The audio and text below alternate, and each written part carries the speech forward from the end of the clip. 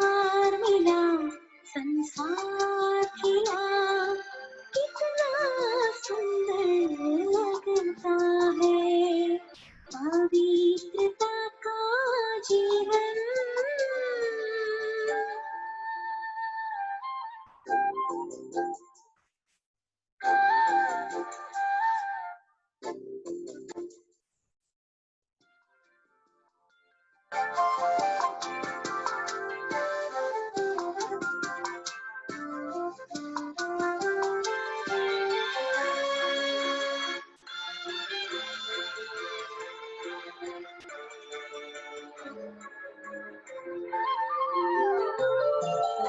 पर्वत से हो कोई मुश्किल पल में आसान हो जाए,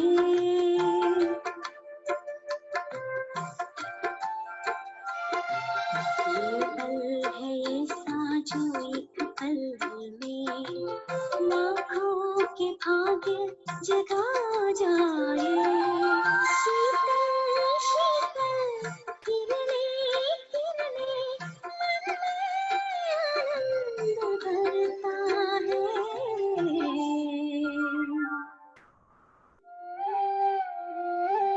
पवित्रता का जीवन हमको प्यारा लगता है, उपहार मिला संसार खिला, कितना सुंदर लगता है पवित्रता का जीवन।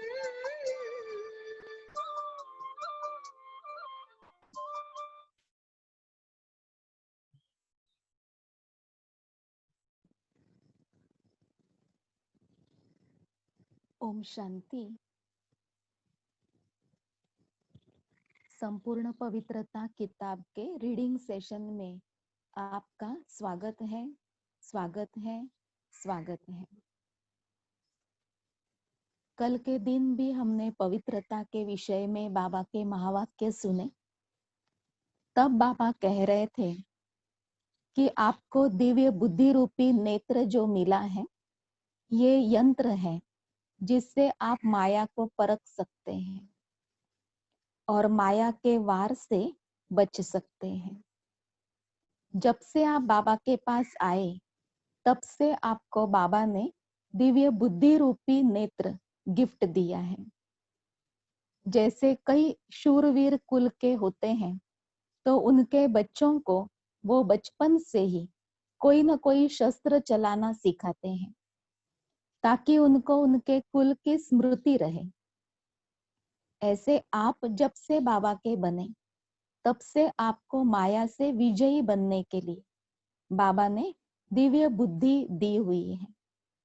तो कहीं इस दिव्य बुद्धि को जंक तो नहीं लग रहा है?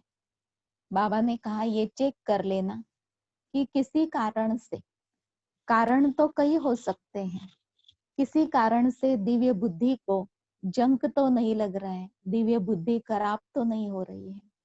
ये चेक करने के लिए बाबा ने पूछा। फिर बाबा कह रहे थे कि जब से आप आए, तब से आपको कौन सा वरदान दिया। पहला वरदान इस ब्राह्मण जीवन का पवित्र भव, योगी भव। इस वरदान में सब वरदान समाये हुए हैं। बाबा ने कहा ये वरदान भी है, मंत्र भी है। जो बच्चे इस वरदान को जीवन में धारण कर लेते हैं, तो उनके जीवन में कई वरदान आ जाते हैं और वो दूसरों को भी वरदान देने वाले बन जाते हैं, वरदाता बन जाते हैं, वरदानी मूर्त बन जाते हैं। तो पवित्र भव और योगी भव, इस वरदान को सुना है, समझा है या स्वरूप में लाया है, ऐसे बाबा ने पूछा। अपने को चेक करो, क्योंकि केवल सुनना और जानना नहीं है, लेकिन सारे जीवन के लिए इस वरदान को स्वरूप में लाना है।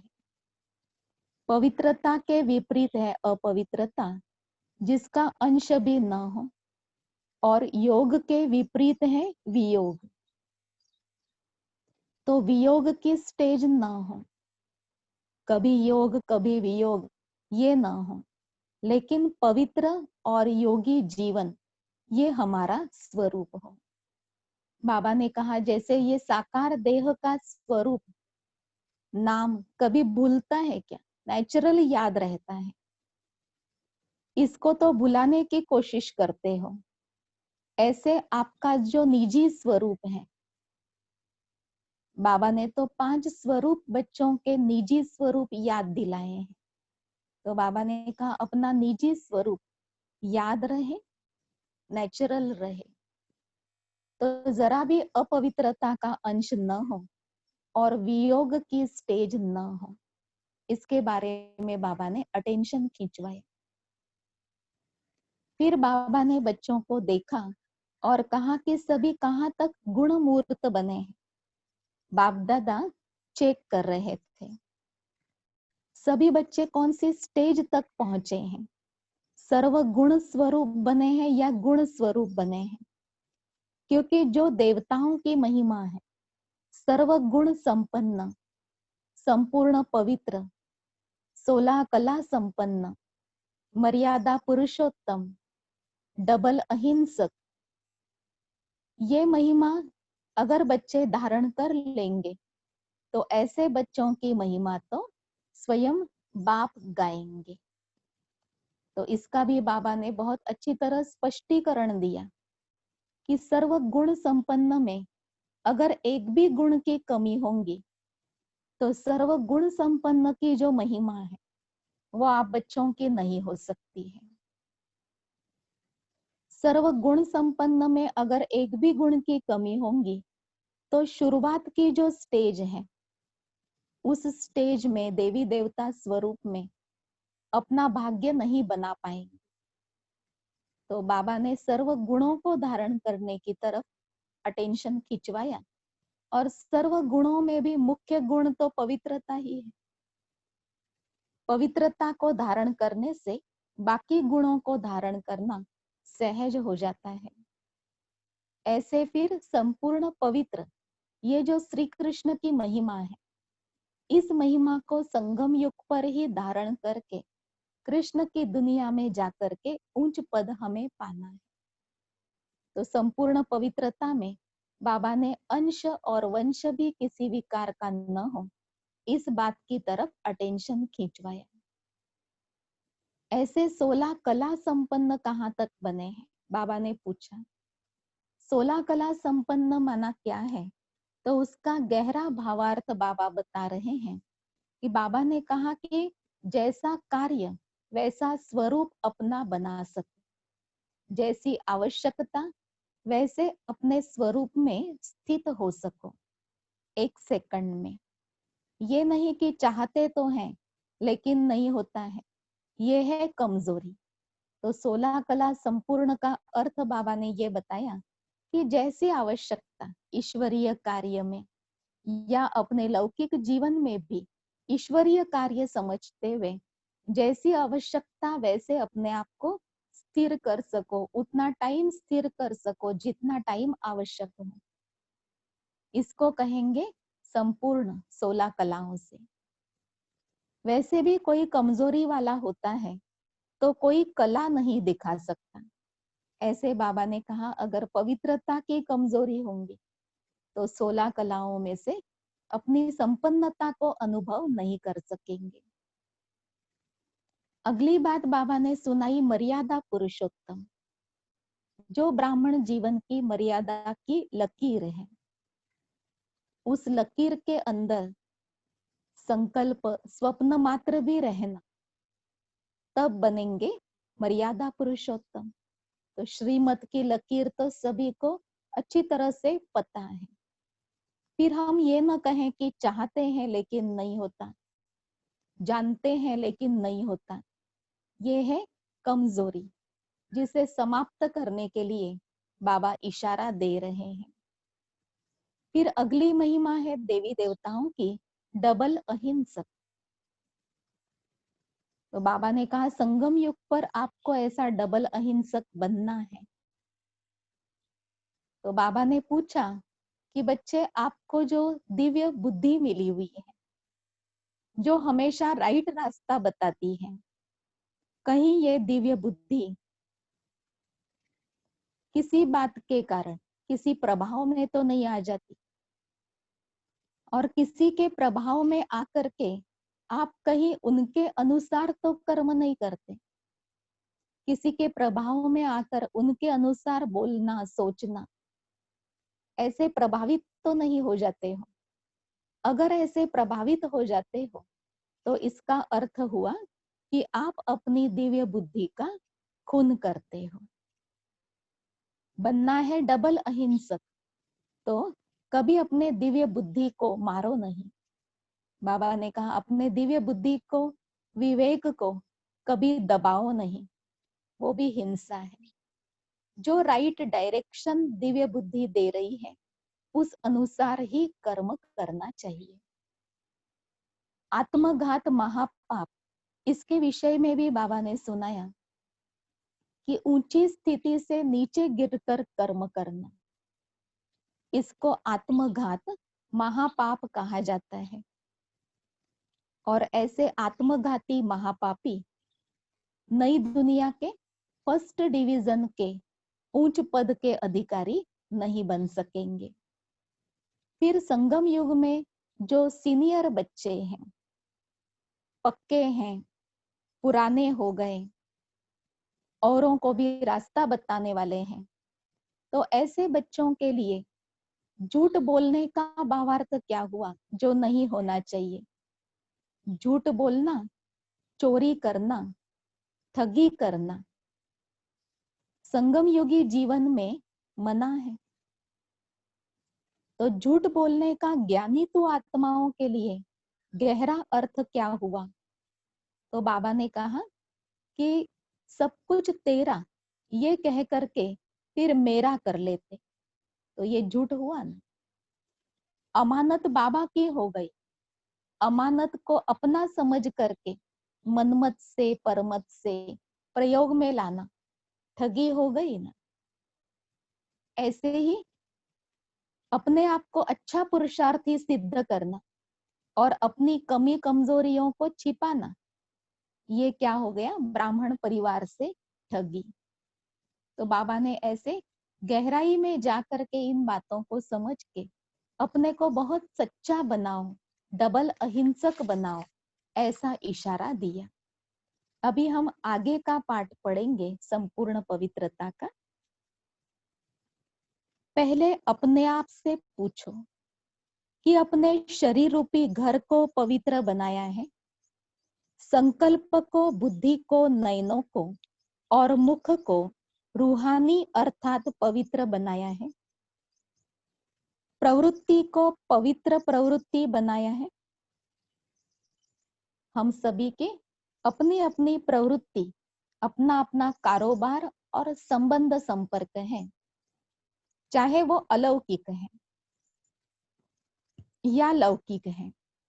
उसको पवित्र प्रवृत्ति कैसे बनाएं, आज बाबा के महावाक्यों में सुनेंगे। सबसे पहली प्रवृत्ति है अपनी देह की प्रवृत्ति, फिर है देह के संबंध की प्रवृत्ति। पहली प्रवृत्ति देह के हर कर्मेंद्रिय को पवित्र बनाना है। जब तक देह की प्रवृत्ति को पवित्र नहीं बनाया है, तब तक देह के संबंध की प्रवृत्ति चाहे हद की चाहे बेहद की हो, उसको भी पवित्र प्रवृत्ति नहीं बना सकेंगे। जब तक अपने देह के कारोबार, कर्मेंद्रियों को, अपने कर्म को जब तक पवित्र नहीं बनाया, तब तक सेकंड बात देह के संबंध की प्रवृत्ति को पवित्र नहीं बना सकेंगे। ब्रह्मा कुमार और ब्रह्मा कुमारियों की प्रवृत्ति कौन सी है? जैसे हद के संबंध की प्रवृत्ति है, वैसे ब्रह्मा कुमार और कुमारी के नाते से सारे विश्व के आत्माओं से साकारी भाई बहन का संबंध, इतनी बड़ी बेहद की प्रवृत्ति है। लेकिन पहले अपनी देह की प्रवृत्ति में पवित्र बनाए, तब बेहद की प्रवृत्ति को भी पवित्र बना सकेंगे। कहावत है, चैरिटी बिगिंस एट होम। दान पहले अपने घर से शुरू करो, ये गायन है ना। पहले अपनी देह की प्रवृत्ति अर्थात घर को पवित्र बनाने की सेवा करनी है। संबंधों को पवित्र बनाना ये बाद में, लेकिन पहले तो अपने देह की जो प्रवृत्ति है इसको पवित्र बनाना आवश्यक है, फिर बेहद की करनी है। तो पहले अपने आप से पूछो कि अपने शरीर रूपी घर को पवित्र बनाया है। हम सभी अपने आप को देखते जा रहे हैं कि हमने अपने शरीर रूपी प्रवृत्ति को, शरीर रूपी घर को पवित्र बनाया है। संकल्प को, बुद्धि को, नयनों को और मुख को रूहानी अर्थात पवित्र बनाया है। जैसे दीपावली पर घर के हर कोने को स्वच्छ करते हैं, कोई एक कोना भी रह न जाए, इतना अटेंशन रखते हैं। ऐसे हर कर्मेंद्रिय को स्वच्छ बनाकर आत्मा का दीपक सदा काल के लिए जगाया है। ऐसे रूहानी दिवाली मनाई है अथवा अभी मनानी है। बाबा ने कहा हर कर्मेंद्रिय को स्वच्छ करके आत्मा का दीपक जगाया है। क्या ऐसे सच्ची दीपावली मनाई है? सबके दीपक अखंड जगमगा रहे हैं ना। जैसे गायन है कि घर घर मंदिर बनाएंगे, ऐसे अपने देह रूपी घर को मंदिर बनाया है। जब घर घर मंदिर बनाओ तब ही विश्व को भी चैतन्य देवताओं का निवास स्थान मंदिर बनाएंगे। जब अपने शरीर रूपी घर को मंदिर बनाएंगे, दूसरों के शरीर रूपी घर को मंदिर बना के आत्मा का दीप जगाएंगे, तब सारे विश्व को भी देवालय बनाएंगे, देवताओं का निवास स्थान, देवताओं का मंदिर बनाएंगे। जितने भी ब्राह्मण हैं, हर एक ब्राह्मण चैतन्य सालिग्राम का मंदिर है, चैतन्य शक्ति मंदिर है। ऐसे मंदिर समझते हुए उनको शुद्ध पवित्र बनाया है। बाबा ने पूछा, फिर से सुनेंगे। जितने भी ब्राह्मण है, हर एक ब्राह्मण चैतन्य सालिग्राम का मंदिर है, चैतन्य शक्ति मंदिर है। ऐसे मंदिर समझते हुए उनको शुद्ध बनाया है। अभी के पुरुषार्थ समय प्रमाण व विश्व के संपन्न परिवर्तन के समय प्रमाण इस समय कोई भी कर्मेंद्रिय द्वारा वह प्रकृति व विकारों के वशीभूत नहीं होना चाहिए। जैसे मंदिर में भूत प्रवेश नहीं होते हैं, तो हर घर को मंदिर बनाया है। जहां अशुद्धि होती है वहां ही अशुद्ध विकार अथवा भूत प्रवेश होता है। गंदगी जहां होती है, अपवित्रता जहां होती है, अशुद्धि जहां होती है, वहां भूत की प्रवेशता होती है। तो जैसे मंदिर में स्वच्छता को मेंटेन करते हैं, उसके कारण वहां कभी भूत प्रवेश नहीं होते, ऐसी मान्यता है।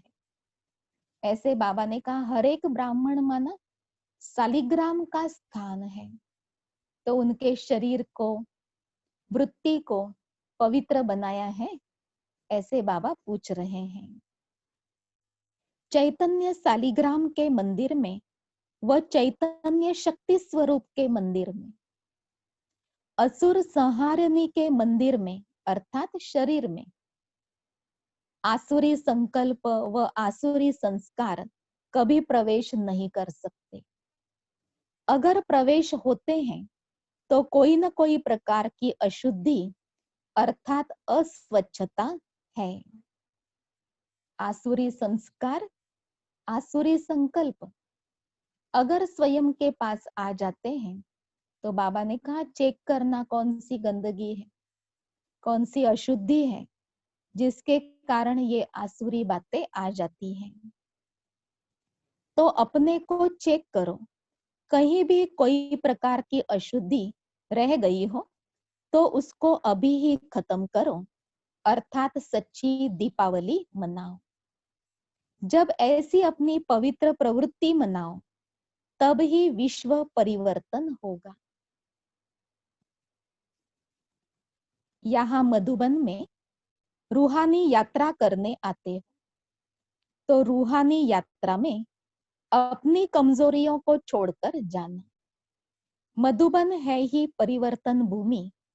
परिवर्तन भूमि में आकर परिवर्तन नहीं किया तो परिवर्तन भूमि का लाभ क्या उठाया। अभी तो हम जा नहीं पा रहे मधुबन में, लेकिन बुद्धि से चारों धाम की यात्रा हर रोज जरूर करते हैं।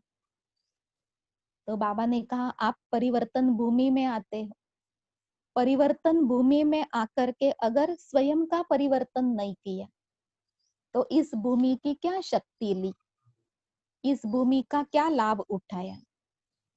सिर्फ परिवर्तन भूमि के अंदर परिवर्तन नहीं लाना है, लेकिन सदा काल का परिवर्तन लाना है। अपने अपने कार्य क्षेत्र पर पहुंचने के बाद भी वो परिवर्तन कायम रहे, इसको बाबा ने कहा सदा काल का परिवर्तन होना चाहिए। मधुबन को महायज्ञ व राजस्व अश्वमेघ यज्ञ कहते हैं। तो यज्ञ में आहुति डाली जाती है, महायज्ञ में महान आहुति डालकर जाते हो अथवा डाली हुई आहुति फिर वापस लेते हो। जे नाम देते हो वैसा काम भी करते हो या नहीं। नाम है महायज्ञ, परिवर्तन भूमि और वरदान भूमि। तो जैसा नाम वैसा काम करो, जो प्रतिज्ञा करके जाते हो उसको निभाते रहो, अथवा निभाना मुश्किल लगता है। निभाने में 3 प्रकार की आत्माएं बन जाती हैं। प्रतिज्ञा तो हर एक करते हैं, लेकिन बाबा ने कहा निभाने में 3 प्रकार की आत्माएं बन जाती हैं। कोई तो निभाने में सच्चे परवाने मुआफिक स्वयं को बाप पर न्योछावर कर देते हैं। पहला प्रकार है बच्चों का, प्रतिज्ञा करके निभाने में बाप के ऊपर अपने आप को न्योछावर कर देते, सच्चे परवाने के मुआफिक अर्थात फरमान पर कुर्बान हो जाते हैं। और कोई निभाने में भक्त बन जाते हैं, अर्थात बाप से बार बार शक्ति लेते रहते हैं, अर्थात मांगते रहते हैं, सहन शक्ति दो तो निभाऊं, सामना करने की शक्ति दो तो निभाऊं, ऐसे भीख मांगते रहते हैं, अर्थात भक्त बन जाते हैं। प्रतिज्ञा याद रहती है, लेकिन उसको निभाने के लिए बाबा से मदद मांगते रहते, शक्ति मांगते रहते। तो उसको बाबा ने कहा भक्त क्वालिटी वाले बच्चे बन जाते हैं। और कोई फिर ठगत भी बन जाते हैं, कहते और लिखते हैं एक और करते हैं दूसरा। प्रतिज्ञा तो अच्छी अच्छी करते हैं, लेकिन करते हैं दूसरा। उसको बाबा ने कहा वो बच्चे ठगत बन जाते हैं। तो 3 प्रकार की बात सुनाई बाबा ने बच्चों की। एक तो न्योछावर हो जाते और प्रतिज्ञा को अच्छी तरह से निभाते हैं।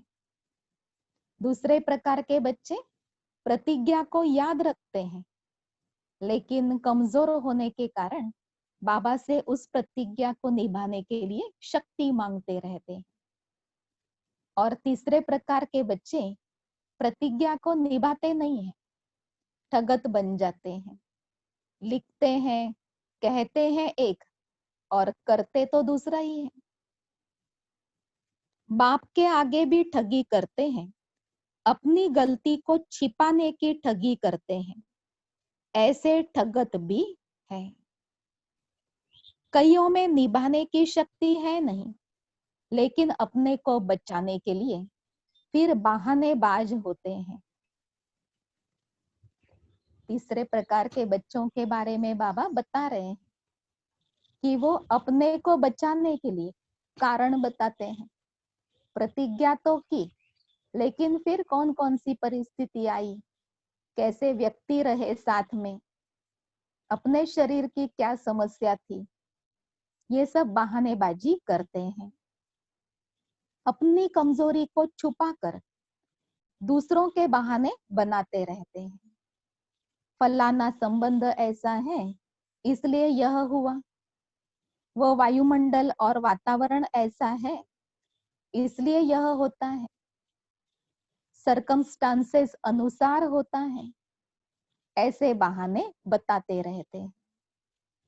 निभाने में इतने प्रकार के निभाने वाले बन जाते हैं। कहना सबका एक है कि मेरा तो एक बाप दूसरा न कोई, जो कहेंगे और कराएंगे वही करेंगे। लेकिन करने में और प्रैक्टिकल आने में अनेक प्रकार के बन जाते हैं।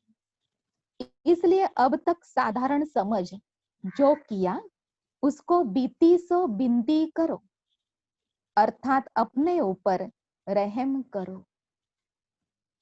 बाबा को साधारण समझकर अब तक जो किया, बहानेबाजी की, कमजोरी से चले, तो बाबा कहते कोई बात नहीं, बीती को बीती समझ करके बिंदी लगा दो, अपने ऊपर रहम करो। इस भूमि के महत्व को भी अच्छी रीति जानो। इस भूमि को साधारण भूमि नहीं समझना, महान स्थान पर आते हो अपने को महान बनाने के लिए। महान बनना अर्थात महत्व को जानना, समझा। महान भूमि पर जाते हैं अपने को महान बनाने के लिए। तो कई बार हम सभी गए, तो महानता को याद करके ऐसी महान स्थिति बनानी है। बाप दादा ने सर्व बच्चों के रजिस्टर चेक किए। जिन्होंने अपनी कर्म कहानी लिखी उनकी रिजल्ट भी देखी। तो क्या देखा, कई आत्माओं ने भय और लज्जा के वश लिखी ही नहीं है।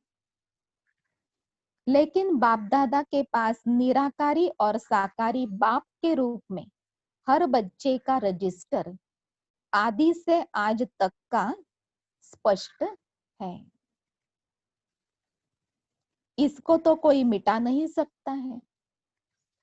अब तक के रजिस्टर की रिजल्ट में विशेष 3 प्रकार की रिजल्ट है। एक छिपाना, दूसरा कहीं न कहीं फंसना, तीसरा अलबेलेपन में बहाना बनाना। बाबा अभी तक के रिजल्ट बता रहे हैं।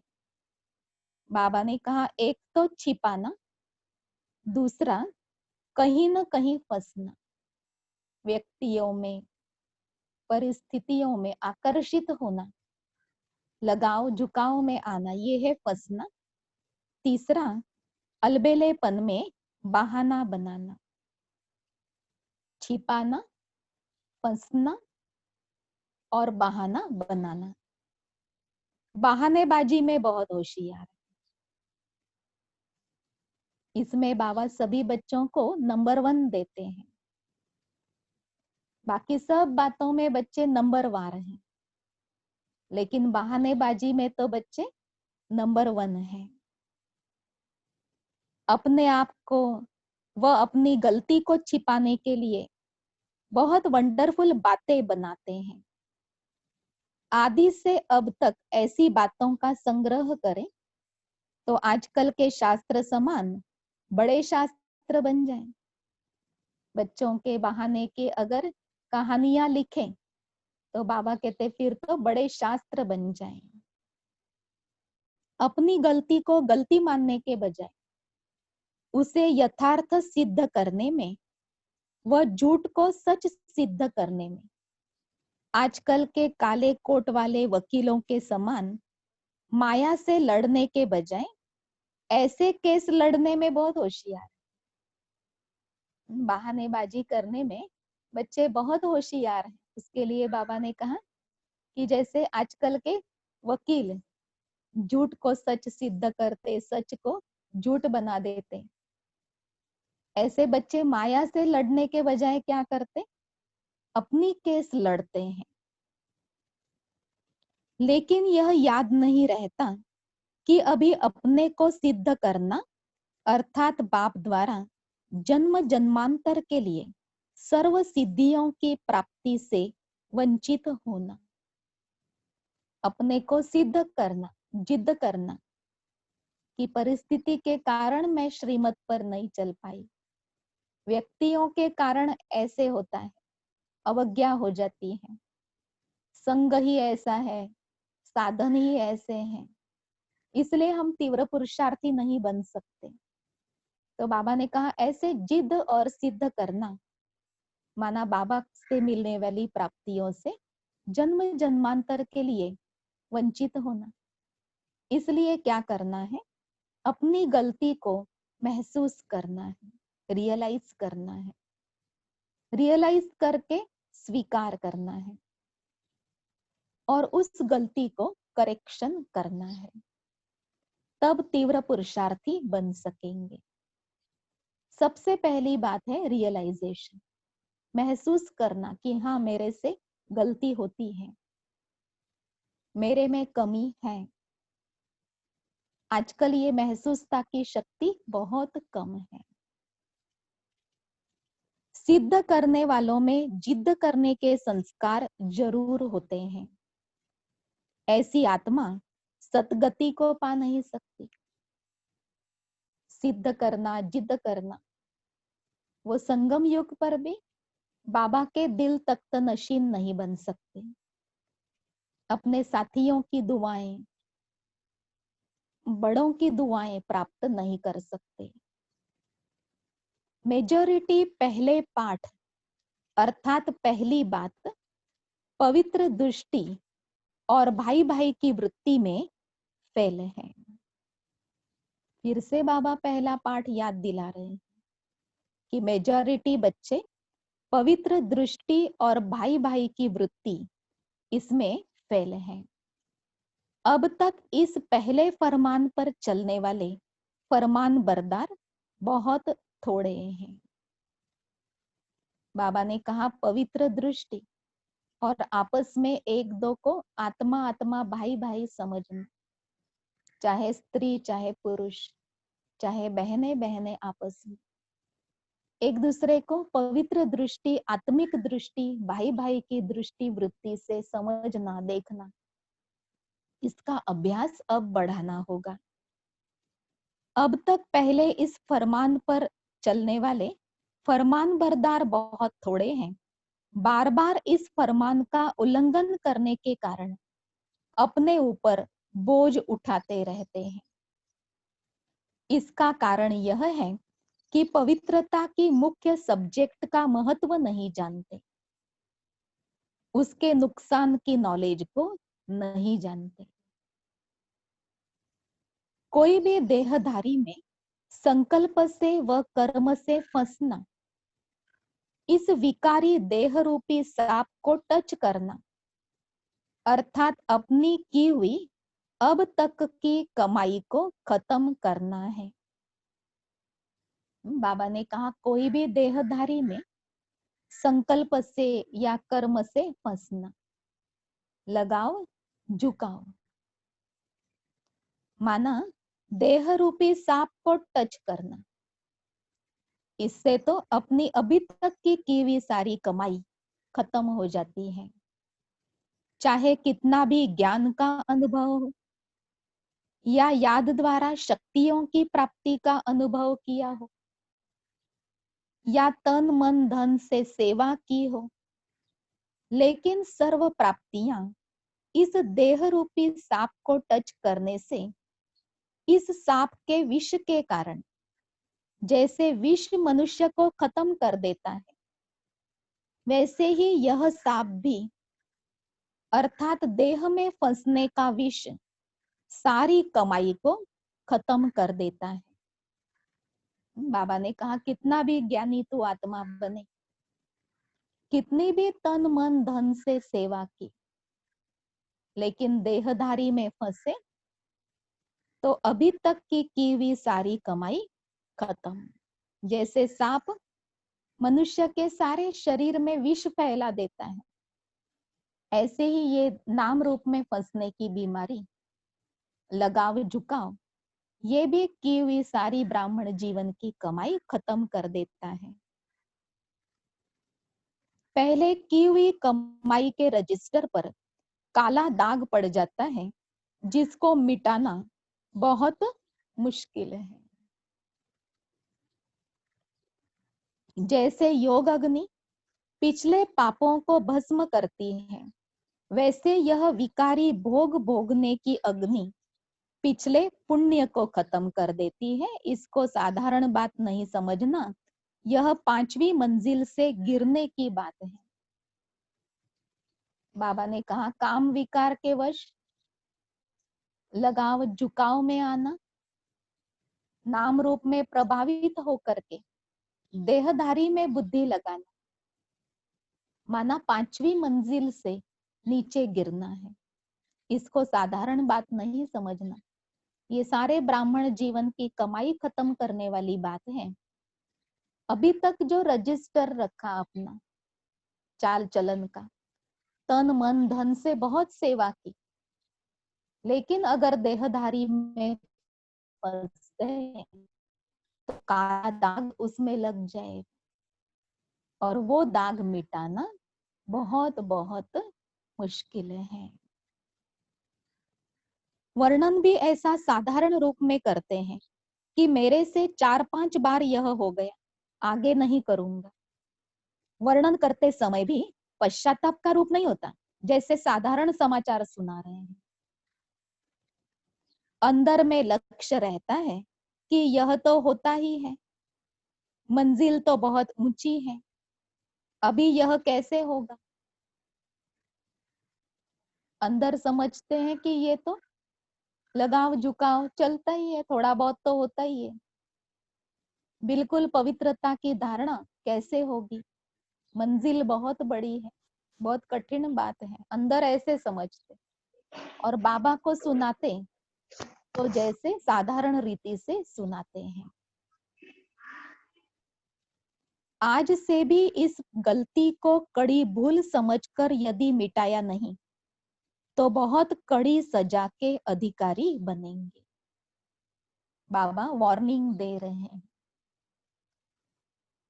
लेकिन फिर भी आज ऐसे पाप आत्मा ज्ञान की ग्लानि कराने वालों को बाप दादा वार्निंग देते हैं कि आज से भी इस गलती को कड़ी भूल समझकर यदि मिटाया नहीं तो बहुत कड़ी सजा के अधिकारी बनेंगे।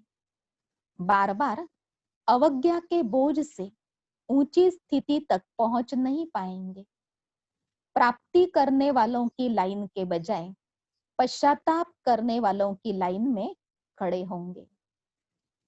प्राप्ति करने वालों की जय जयकार होगी और अवज्ञा करने वालों के नैन और मुख हाय हाय का आवाज निकालेंगे, और अवज्ञा करने से सर्व प्राप्ति करने वाले ब्राह्मण आत्माओं को कुल कलंकित लाइन में देखेंगे।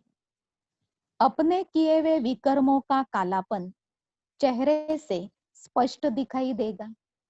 इसलिए अब से यह विकराल भूल अर्थात बड़े से बड़ी भूल समझकर अभी से ही अपनी पिछली भूलों का पश्चाताप दिल से करके बाप से स्पष्ट कर अपना बोझ मिटाओ। बाबा ने कहा बाबा को सच सच सुनाओ, लिख करके दो। कि हमने क्या क्या विकर्म इस जीवन में किए। सुनाने से बोझ हल्का हो जाएगा। बाकी बाबा ने कहा ऐसे अगर विकर्म ही होता रहे, नाम रूप में फंसना, देहधारी को याद करते रहना, लगाव झुकाव में रहना, इसके कारण कुल कलंकित की लाइन में अन्य ब्राह्मण कुल की तीव्र पुरुषार्थी आत्माएं देखेंगे आपको, और हाय हाय का आवाज मुख से निकलता रहेगा। पश्चाताप करना पड़ेगा। अपने आप को कड़ी सजा दो ताकि आगे की सजाओं से भी छूट जाएं। बाबा को सच बताओ और अपने आप को कड़ी सजा दो ताकि वो संस्कार बदले, ताकि आगे की सजाओं से छूट जाए। अगर अब भी बाप से छुपावेंगे, वह अपने को सच्चा सिद्ध करके चलाने की कोशिश करेंगे, तो अभी चलाना अर्थात अंत में, और अब भी अपने मन में चिल्लाते रहेंगे, क्या करूं, खुशी नहीं होती, सफलता नहीं होती, सर्व प्राप्तियों की अनुभूति नहीं होती। बाबा ने कहा अगर ऐसे ही बाबा से छिपाएंगे और अपने को सच्चा सिद्ध करके चलाने की कोशिश करते रहेंगे, तो अभी चलाना अर्थात अंत में चिल्लाना।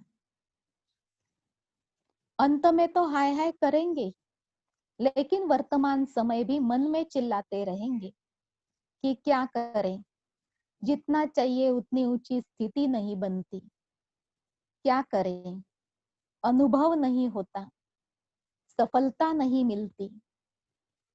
ऐसे अब भी चिल्लाएंगे और अंत में हाय मेरा भाग्य कहकर चिल्लाएंगे।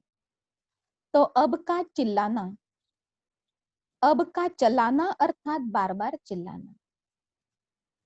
चलाते हैं ना अपने आप को कि इतना तो होता ही है, अभी तक संपूर्ण पवित्रता की अवस्था किसकी बनी है, इतना तो होगा ही। ऐसे अपने आप को चलाना माना अंत में चिल्लाना। अगर अभी बात को चलाते तो अपने जन्म जन्मांतर के श्रेष्ठ तकदीर को जलाते हो। बाबा कड़े शब्दों में सावधानी दे रहे। अगर अभी अपने नाम रूप में फंसने की बीमारी को चलाते हो कि इतना तो चलता है ना, तो चलाना माना अपने जन्म जन्मांतर के श्रेष्ठ तकदीर को जलाना। इसलिए इस विशेष बात पर विशेष अटेंशन रखो। संकल्प में भी इस विष भरे सांप को टच नहीं करना, संकल्प में भी टच करना अर्थात अपने को मूर्छित करना है। तो रजिस्टर में विशेष अलबेलापन देखा। दूसरी रिजल्ट कल सुनाई थी कि किन किन बातों में चढ़ती कला के बजाय रुक जाते हैं, तीव्र गति के बजाय मध्यम गति हो जाती है। यह है मेजॉरिटी की रिजल्ट। क्या क्या भूले होती रहती ब्राह्मण जीवन में। जो बाबा ने आत्मघात की बात सुनाई, झूठ बोलना, चोरी करना, ठगी करना, संगम युगी ब्राह्मण जीवन का क्या है। तो बाबा ने ये चढ़ती कला में रुकावट आने की बातें सुनाई थी। आज बाबा ने पवित्रता की बात में अलबेलापन की स्पष्टीकरण दी कि नाम रूप में फंसना, देहधारियों को याद करना, अपने को चलाना और हम तो राइट हैं ये कहकर जिद करना, सिद्ध करना, ये सब बातें अपवित्रता में आ जाती हैं। इसलिए अब अपने आप को रियलाइज करो और अंतिम रियलाइज कोर्स समाप्त करो। अभी अपने को अच्छी तरह से हर प्रकार की सब्जेक्ट में चेक करो। सर्व मर्यादाओं को, बाप के फरमानों को और श्रीमत को कहाँ तक प्रैक्टिकल में लाया है उसको चेक करो, और साथ साथ मधुबन महायज्ञ में सदा काल के लिए अंतिम आहुति डालो। समझा? अभी बाप के प्रेम स्वरूप का उल्टा एडवांटेज नहीं उठाओ, नहीं तो अंतिम महाकाल के रूप में आगे एक भूल का 1000 गुना पश्चाताप करना पड़ेगा। बाबा ने कहा, अगर बाबा के प्रेम स्वरूप का उल्टा फायदा उठाते रहेंगे तो अंतिम महाकाल रूप के आगे, धर्मराज रूप के आगे एक भूल का 1000 गुना पश्चाताप करना पड़ेगा। तो आज की स्टडी हम यहाँ पर पूरी करते हैं और मुख्य मुख्य पॉइंट्स याद रखते हुए सारा दिन विस्तार में चिंतन करेंगे। ओम शांति।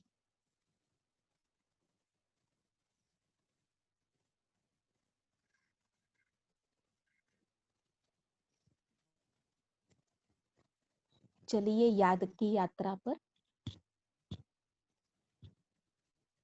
अंतर्मुखी होकर स्वयं के श्रेष्ठ स्वरूप को देख रहे हैं।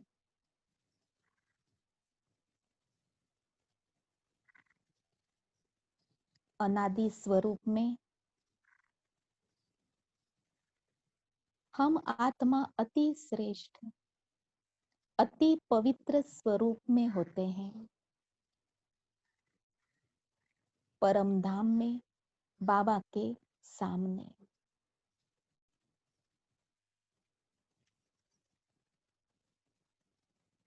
पवित्रता के सागर शिव बाबा के समीप मैं अति पवित्र आत्मा हूँ।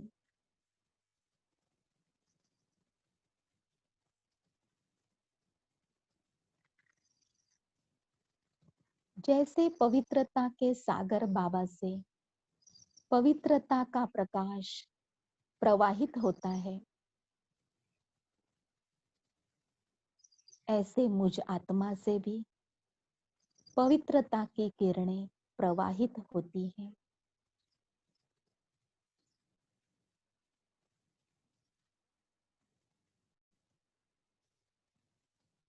बाबा का पवित्रता का प्रकाश अपने में समाते चले।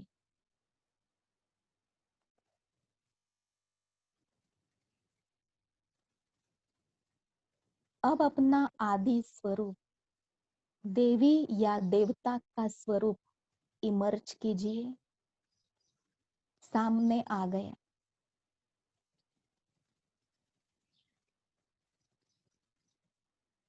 सर्वगुण संपन्न,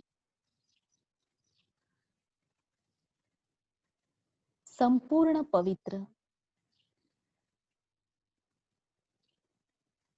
16 कला संपन्न,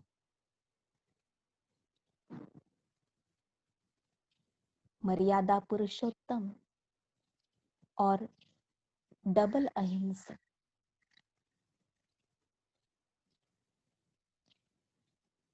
देखिए अपने देव स्वरूप में अपने मन के विचार कैसे हैं, दृष्टि कैसी है।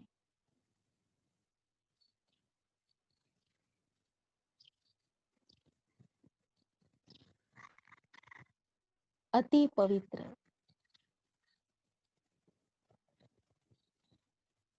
अनुभव करें अपने देव स्वरूप से पवित्रता का आभा मंडल, पवित्रता बिखेर रहा है।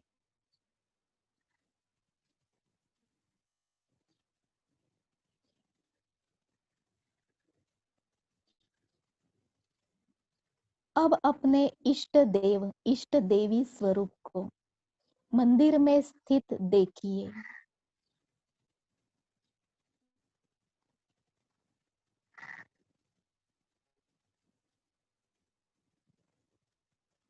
मैं आत्मा पूज्य स्वरूप में भी पवित्रता का प्रकाश सारे मंदिर में, मंदिर से बाहर भी दूर दूर तक के वायुमंडल में फैलाता हूँ। हर एक भक्त को पवित्रता, शांति, सुख की राहत मिलती है।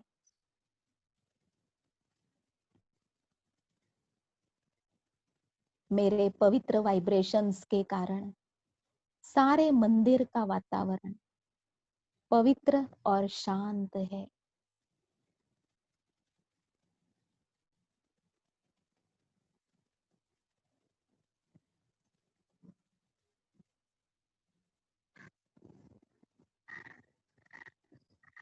वर्तमान में आ जाइए।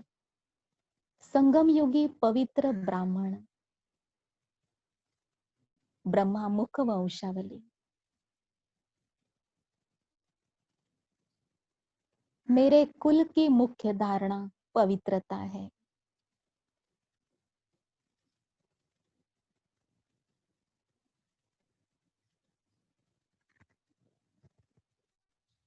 इस जीवन में आने से सबसे पहला वरदान मुझे मिला, पवित्र भव, योगी भव। परम पवित्र बाप दादा का वरदान का हाथ मेरे सिर पर है।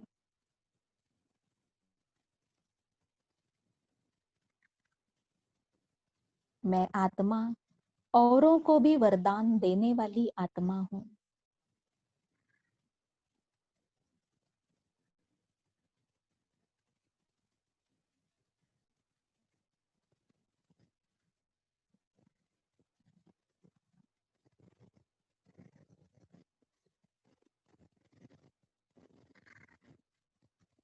इस स्थिति में स्थित होकर जिनको आवश्यकता हो,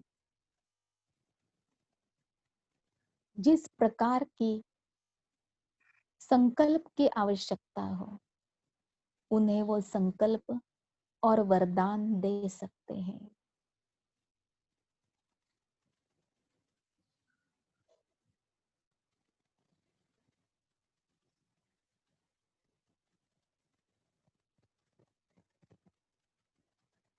और मुझ आत्मा का संपूर्ण स्वरूप डबल लाइट फरिश्ता,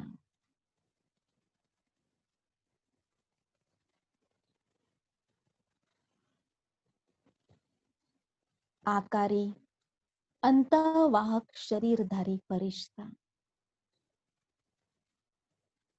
पवित्रता की शक्ति के आधार से मनसा सेवा पर तत्पर रहने वाला फरिश्ता,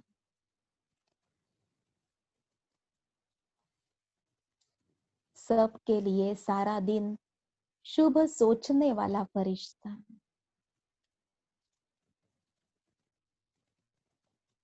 जिसकी पवित्रता की लाइट सारे विश्व को मिल रही है।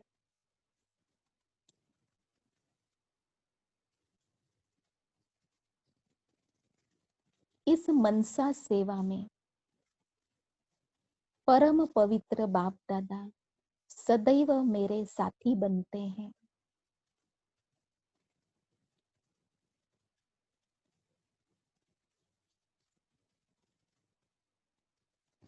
ऐसे पवित्रता की किरणों का दान करने से सारे विश्व में भी वह पवित्रता का समय समीप आ रहा है।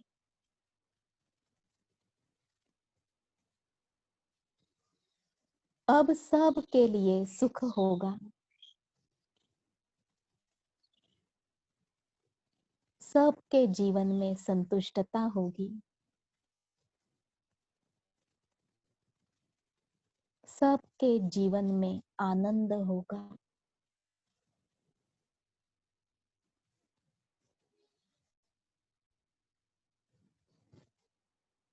ऐसे सारे विश्व को दुआएं देते हुए इसी स्थिति में स्थित होकर कर्म क्षेत्र पर चलेंगे।